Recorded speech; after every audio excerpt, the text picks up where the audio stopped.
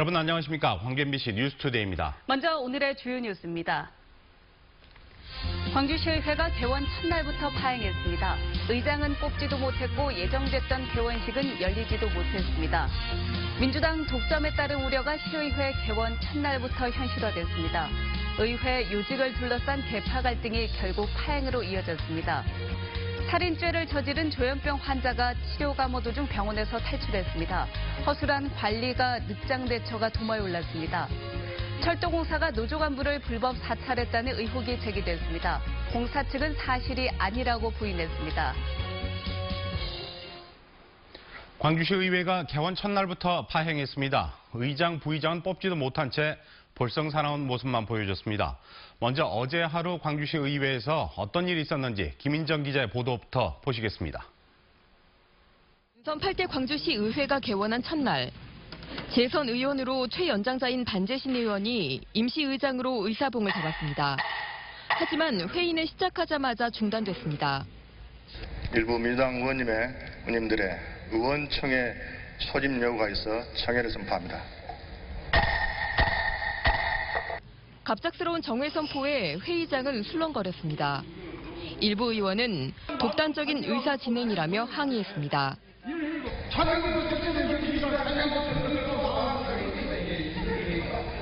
민주당 의원 총회를 이유로 본회의를 중단했지만 의총도 제대로 열리지 않았습니다.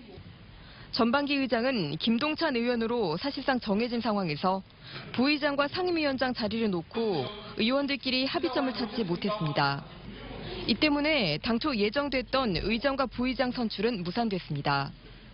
개원식이 연기되면서 행사 참석을 위해 일정을 비웠던 광주시장과 교육감 등은 허탕을 쳤고 280만 원을 들여 준비한 다가회도 취소됐습니다.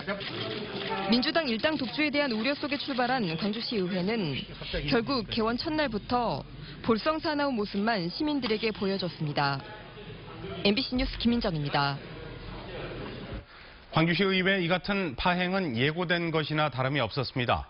개원 전부터 누가 어떤 자리로 간다는 말이 이미 나돌았고 또 이 같은 자리 나눠먹기의 막후에는 유력 정치인들의 입김이 작용한다는 말도 떠돌았습니다. 정용욱 기자입니다.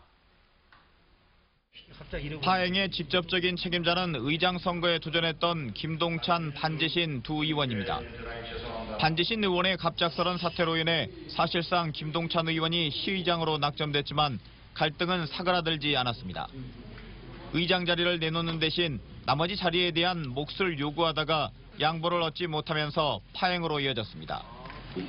김 의원이나 반 의원 둘 다 의장 자리와 부의장, 상임위원장 자리를 나눠 갖기로 다른 의원들과 이미 밀약이 있었던 겁니다.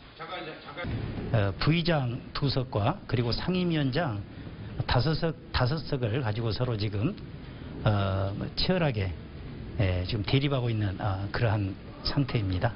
부의장 1석과 상임위원장 1석의 요구보다는 지역적 안배 속에서 이제 나타난 현상과 이뤄가지고요. 이 과정에서 유력 정치인들이 막후에서 지방의회를 흔들었다는 지적도 있습니다. 공천권이나 조직력 등 정치적 영향력을 행사할 수 있는 유력 정치인들이 원회에서 지방의회를 원격 조종하면서 계파 간 갈등을 부추겼다는 겁니다.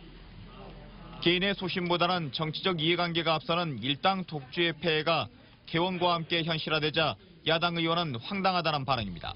그게 우려가 아니고 이게 현실이었구나 하는 생각이 좀 들어서 이제 시간이 갈수록 제가 지금 좀 표정 관리가 어렵습니다. 많이 좀 화가 나는데요. 자리 나눠먹기 관행과 유력 정치인들의 외부 입김 속에서 두 쪽 난 광주시의회가 시민들에게 보여준 첫인상은 일그러진 모습 그대로였습니다. MBC 뉴스 정용욱입니다. 광주시 의회 의장단 선출 논의가 오늘까지 연장됩니다.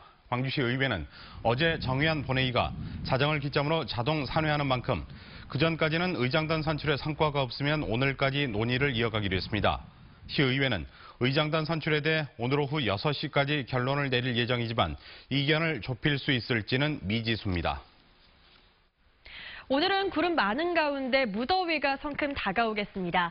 오늘 광주의 한낮 기온이 32도, 목포의 낮 기온이 31도까지 오르면서 어제보다 3, 4도가량 높은 가운데 덥겠습니다. 이 더위는 이번 주 내내 이어지니까요. 수분 섭취를 자주 하는 등 건강관리에 신경 써주셔야겠습니다.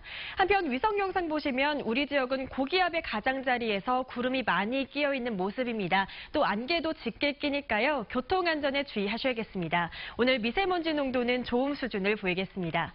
자세한 지역별 날씨입니다. 현재 광주가 23도, 담양과 화순이 22도로 어제보다 1도에서 2도가량 높게 출발하고 있습니다.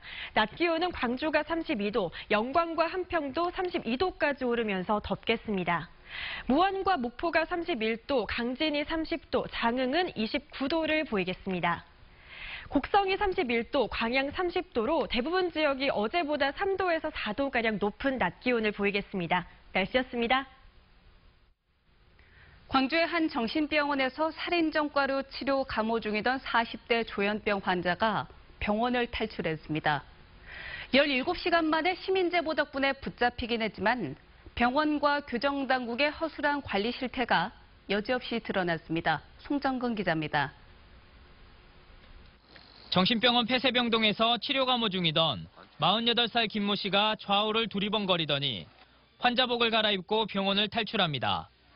잠겨 있어야 할 폐쇄병동 문은 활짝 열려 있었고 김 씨가 탈출하는 동안 누구도 제지하지 않았습니다. 김 씨는 지난 2011년 병원에서 시끄럽게 떠든다는 이유로 동료 환자를 살해한 혐의로 징역 3년에 치료 감호 15년을 선고받은 뒤 조현병 치료를 받고 있었습니다. 병원이지 약간 뭐 그것도 많이 잖습니까. 어려울 때도 있죠. 김 씨는 탈출 17시간 만에 병원에서 약 5km 떨어진 광주 과학기술원 교내에서 시민 제보를 받고 출동한 경찰에 붙잡혔습니다. 김 씨는 다행히 도주 하루 만에 붙잡혔지만 치료 감호 정신질환자 관리에 허점이 드러났습니다. 병원 측은 김 씨가 병원을 빠져나간 지 1시간이 지나서야 탈출 사실을 알았고 보호관찰소 신고는 그보다 2시간이 더 늦었습니다. 약을 이제 좀 줘야 되는데 대상자가 나타나지 않아서 찾다 보니까 이 대상자가 도주한 걸로 파악을 해서 또 한 시간 정도 자체적으로 이렇게 수색을 하다가 늦어서. 다행히 추가 범죄는 없었습니다. 3년이 너무 길어가지고요. 1년 살았는데요. 2년 살기가 너무 길더라고요. 병원 측의 허술한 관리와 대처에 대해 보호관찰소와 경찰은 징계 권한이 없거나 수사 대상이 아니라는 입장을 밝혀 책임 소재를 놓고 논란이 일고 있습니다. MBC 뉴스 송정근입니다. 채용 사기 혐의로 경찰에 구속된 기아차 노조 전 간부가 도피 생활 도중 여수경찰서 간부의 도움을 받은 것으로 알려졌습니다. 광주경찰청 광역수사대는 기아자동차 채용을 미끼로 29명으로부터 19억 원을 받아 가로챈 혐의로 구속된 48살 황모 씨를 조사하는 과정에서 황 씨가 여수경찰서 김모경정의 도움을 받은 정황을 확인해 사실관계를 조사하고 있다고 밝혔습니다. 친구 사이인 김경적은 황 씨가 여수에서 생활할 수 있도록 원룸을 얻어준 것으로 전해졌는데 황 씨의 수배 사실에 대해서는 알지 못했다고 말한 것으로 알려졌습니다. 5.18 헬기 사격을 증언한 고 조비오 신부를 비난했다가 명예훼손 혐의로 재판에 넘겨진 전두환 씨의 첫 재판이 하루 앞으로 다가왔습니다. 광주지법은 내일 오후 3시 공판 준비 기일을 열어 검찰과 피고인 의견을 확인하고 향후 재판 절차와 진행 방법을 논의한 뒤 오는 16일 오후 2시 30분 첫 공판 기일을 열 예정입니다.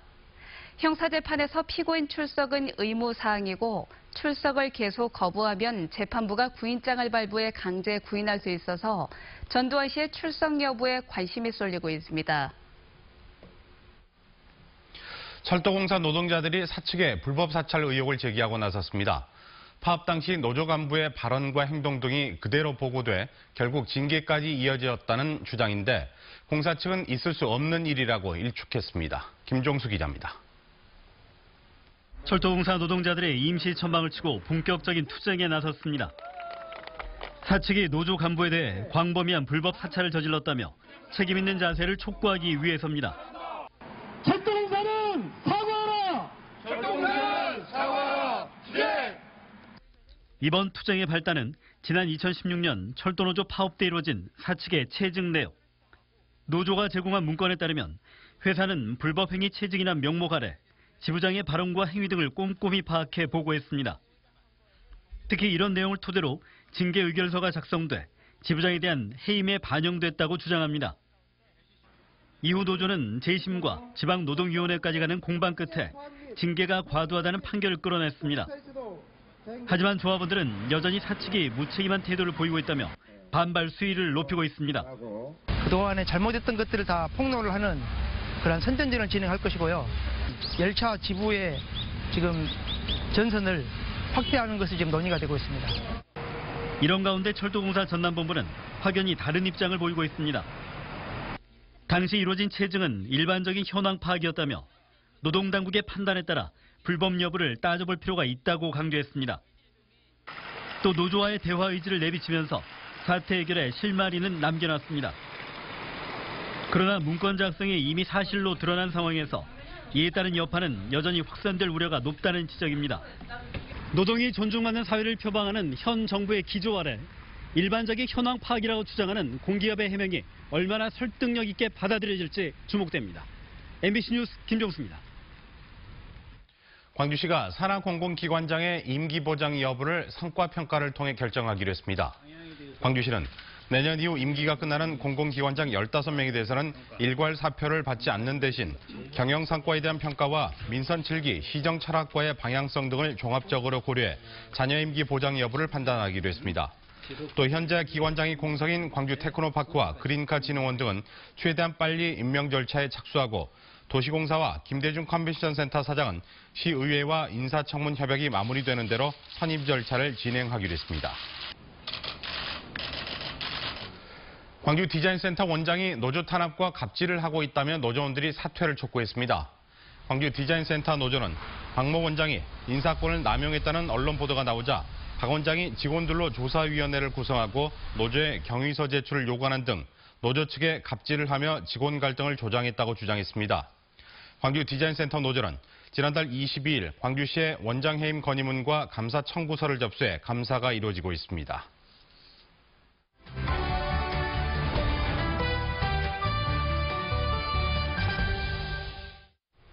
지난 5일 정부가 신혼부부와 청년을 위한 주거지원 방안을 발표했습니다. 그중에서도 특히 신혼부부를 위한 주거지원 대책이 뜨거운 관심을 받고 있습니다. 네, 임상수 조선대학교 경제학과 교수와 자세히 살펴보겠습니다. 안녕하십니까? 네, 안녕하세요. 네, 안녕하십니까? 네, 정부가 발표한 신혼부부 주거지원 방안에 대해서 먼저 소개를 해주시죠. 네, 정부가 저출산의 원인을 주거의 불안정으로 두고 있는데요. 그래서 작년 11월에 이 문제를 해결하기 위해서 주거복지 로드맵이라는 것을 발표를 했고, 네. 이 내용 중에 하나가 신혼부부와 청년들에 대한 주거지원 정책이 있었습니다. 이번 정책은 작년에 발표한 이 대책에 대해서 좀 더 구체화한 것으로 판단이 되고요. 그 내용 크게 세 가지 정도로 요약을 할 수가 있습니다. 하나는 25만 호에 대한 공공임대주택 공급, 그리고 43만 호에 대한 전세자금 대출 지원, 네. 그리고 10만 호에 대한 신혼희망타운 건설이 그 내용이라 할 수 있습니다. 그렇군요. 그중에서도 신혼희망타운에 대한 관심이 높은데요. 왜 그런 걸까요? 네, 신혼희망타운에 대해서 관심을 갖는 것은 부분은 이 시세 차익을 누릴 수 있기 때문인데요. 정부가 시세의 70에서 80% 수준으로 주택을 공급할 예정이 있기 때문에 향후에 주택 가격이 더 오르게 되면 상당한 금액의 시세 차익을 누릴 수 있다는 점이 신혼부부에게 메리트가 있다라고 말씀드릴 수 있을 것 같습니다. 네, 네. 일단 당첨되면 그러면 좋은 거잖아요. 네, 맞습니다. 신혼희망타운에 대해서 이른바 금수저 청약이 될 수도 있다. 이런 우려도 조금 전에 말씀하신 것과 조금 흡수가 되지 않나 싶은데 어떻습니까? 네, 그 부분을 설명을 드리기 위해서는 이제 조건에 대해서 말씀을 드려야 되는데요. 네. 대상이 되시는 분이 7년 이내에 결혼하신 분입니다. 그러니까 상당히 이제 폭이 넓다라고 말씀드릴 수가 네네. 있고요. 그리고 자격 조건을 보면 소득 수준과 그다음에 이 자산을 가지고 평가를 하게 되는데요. 이 소득 수준을 기준으로 보면 맞벌이 가구의 경우에는 도시 근로자 평균의 월 평균 소득의 130%, 네. 쉽게 말씀드려서 2016년 기준으로 한 650만 원 정도 수준이 되는 것이고요. 네. 외벌이 경우에는 2016년 기준으로 한 600만 원 정도 수준, 그리고 순자산 기준으로는 약 2억 5천만 원 이하가 될 경우에는 신청을 할 수 있는 자격 조건이 됩니다. 그런데 이제 이 자산의 경우에는 우리가 소위 이제 은닉이 좀 가능하다라는 그렇죠. 점에서 네. 예, 이제 금수저 신혼부부의 경우에는 이런 실질적으로 자산이 많음에도 불구하고 이 소득 수준이 흑수저라고 불리우는 신혼부부보다 적을 수가 있거든요. 네네. 이로 인해서 이제 이 당첨될 확률이 낮을 수도 있고, 또한 이 금수저라고 불리우는 신혼부부의 경우에는 이 시세가 높은 지역에 청약을 할 가능성이 높기 때문에 소위 우리가 로또라고 불리우는 지역에 당첨될 가능성이 높습니다. 그렇군요. 이러한 이유로 아마 금수저 청약이다라고 이야기를 하고 있는 것 같습니다. 네, 자산은 많은데 소득이 적은 경우에는 당첨될 가능성이 높다, 그런 이야기신데 전체적인 지원을 살펴보면요, 이 수도권의 주택난을 좀 해소하기 위한 지원이 아닌가라는 생각이 듭니다. 그렇다면 지금 광주 전남 지역 신혼부부들의 주거 지원, 이 도움이 될까요? 어느 정도쯤이나 될까요? 네, 당연히 도움이 되겠죠. 그 이유는 이제 정부가 보조금을 지원하는 것이기 때문에 네. 광주 전남 지역의 신혼부부 역시도 전세 자금을 마련하거나 아니면 주택 자금을 마련할 때 저렴한 비용으로 이제 주택을 구입하거나 전세를 마련할 수 있다라는 점에서 도움이 될 것입니다. 또한 광주 지역의 경우에 선운 2지구가 신혼 희망타운으로 지금 지정이 되었거든요. 네. 그래서 아마 도움이 될 것으로 예상이 되는데, 그런데 이제 수도권에 비해서 상대적으로 이 지원하는 금액 자체가 작기 때문에 상대적으로 불이익에 처해 있다라고 말씀을 드릴 수 있을 것 같습니다. 네. 그렇다면 정부 의도대로 이 정책이 실질적으로 신혼부부들에게 도움이 되려면 어떤 조치가 필요하다고 보세요? 네, 조금 전에 말씀드린 것처럼 이 전국 단위로 봐도 신혼부부에게는 도움이 되겠지만 네. 이것이 이제 수도권에 편중되다 보니까 지역에 살고 계시는 신혼부부에게는 상대적으로 이제 박탈감이 있을 가능성이 네, 큽니다. 네. 따라서 이 수도권 편중을 완화시키기 위해서 이 지역 주택에 대한 수요를 창출할 수 있는 그런 이제 중장기적인 정책을 마련할 필요성이 있고, 여기에 기반해서 신혼부부들에게 실질적인 도움이 될 수 있는 정책이 마련되었으면 합니다. 네. 수도권과 지방을 정책을 좀 차별화하는 것도 하나의 방법이지 않을까 이런 생각이 드네요. 네, 맞습니다. 네, 오늘 말씀 잘 들었습니다. 고맙습니다. 감사합니다.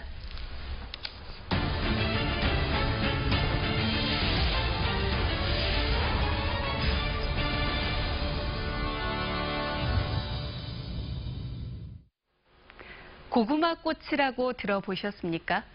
고구마는 무화과처럼 꽃이 없다고 생각하지만 평생 한 번 마주치기 힘들 정도로 드물게 핀다고 합니다. 한 농가에 핀 고구마 꽃을 문현철 기자가 취재했습니다. 원통형의 새하얀 꽃잎. 연분홍빛 속살이 언뜻 보면 나팔꽃을 연상케 하지만 고구마 꽃입니다.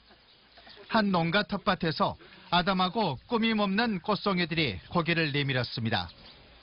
제일 처음에는 나팔꽃인 줄 알고 이게 무슨 고구마 꽃이냐고 보니까 고구마 꽃이에요. 그런데 이제 어르신들이 와서 보시고서는 80이 넘으셨는데 이 꽃을 처음 보신다고.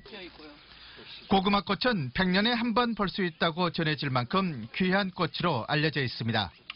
그래서 꽃말이 행운이고 고구마 꽃을 보면 행운의 징조로 여겨지고 있습니다.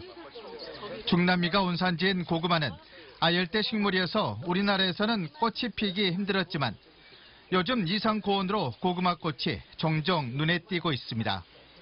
네, 지금 우리나라는 사계절이 뚜렷하기 때문에 고구마 꽃이 피질 않는답니다. 그런데 지금 이제 지구 온난화 현상으로 인해서 지금 세계적으로 문제가 되는 지구 온난화 바로 그 문제로 이 꽃이 피었다고 과학적으로 증명이 되어 있습니다. 무성한 덩굴 속에서 두세 송이 수줍게 피는 고구마꽃. 달라진 날씨가 꽃을 피울 수 있지만 동네 주민들은 평생 볼까 말까한 고구마꽃이 좋은 일을 안겨줄 것이라며 반기고 있습니다. MBC 뉴스 문현철입니다. 내년 세계 수영대회 때 열릴 하이다이빙 경기 장소로 광주와 여수를 놓고 저울질하던 국제수영연맹이 광주 개최로 가닥을 잡았습니다. 광주시와 수영대회 조직위에 따르면 국제수영연맹 관계자들이 여수의 풍광보다는 개최 도시의 의미를 고려해 조선대에서 경기를 치르는 안을 긍정적으로 검토하고 있습니다. 여수와 조선대를 잇따라 방문한 국제수영연맹의 마글리오네 회장도 조선대에서 경기를 치를 것이라고 말한 것으로 전해졌습니다. 꽉 끼는 교복에 대한 논란이 일고 있는 가운데 광주시 교육청이 반바지와 면 티셔츠 같은 생활교복 도입을 각급 학교에 권고했습니다. 광주시 교육청은 여름 교복 조사 결과를 토대로 생활교복을 채택하지 않은 69개 학교에 대해서 생활교복 운용을 적극 권장했다고 밝혔습니다. 지난달 조사 결과 광주 지역 150여 개 중고등학교 가운데 69개 학교는 교복만 허용하고 있고 36개 학교는 생활복, 44개 학교는 2개를 다 채택하고 있습니다. 도시철도 2호선 공론화 방식을 두고 논의를 거듭하고 있는 광주 지역 시민단체들이 내일 광주시에 제안할 공론화 방식을 최종 확정합니다. 광주 시민단체 협의회와 참여자치 21 등 12개 시민단체는 내일 오후 7시 광주시청자 미디어센터에서 회의를 열고 공론조사와 시민 배심원제를 혼합한 시민 참여형 공론조사의 모델을 확정해 광주시에 제안할 예정입니다. 여순 사건 70주기를 맞아서 각종 기념 사업이 다음 달부터 본격적으로 추진될 전망입니다. 여수시는 이달 말까지 유족회와 시의회, 종교계 관계자 등 20여 명으로 여순 사건 기념 사업을 위한 시민추진위원회를 구성하기로 하고 각 단체에 제안서를 발송했습니다. 시민추진위원회는 다음 달부터 토론회와 학술대회 등 다양한 여순 사건 기념 사업을 발굴해 추진하게 됩니다.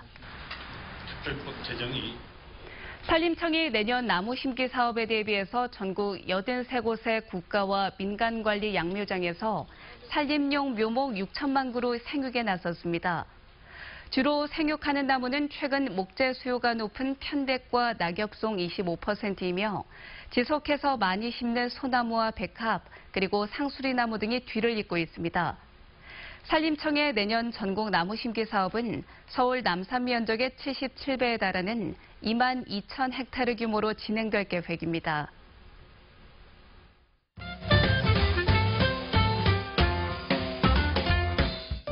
광주 출신 인기 아이돌 윤호윤호의 이름을 본딴 도서관이 광주 소촌공단에 문을 열었습니다. 한국과 중국, 일본, 대만 등 4개국의 팬들이 책 1,500권을 기증해 만든 이 도서관에서는 다양한 언어의 책을 만날 수 있는데요. 앞으로 문화 공연과 교육이 함께 진행되는 특화 도서관으로 운영될 예정입니다. 국립아시아문화전당 내 다양한 직업들을 한 달간 체험해보는 직업체험 프로그램이 오는 9월부터 열립니다. 현재는 참여할 중고교 학생들을 모집하고 있는데요. 해설사와 고객 안내, 도슨트 등 문화전당 내 다양한 직업군을 체험하고 싶은 학생들은 국립아시아문화전당 누리집을 참조하면 됩니다. 제1회 광주 건축대전이 11일부터 나흘간 광주예총회관에서 열립니다. 건축과 도시, 공간에 대한 다양한 아이디어를 한자리에서 만날 수 있고요.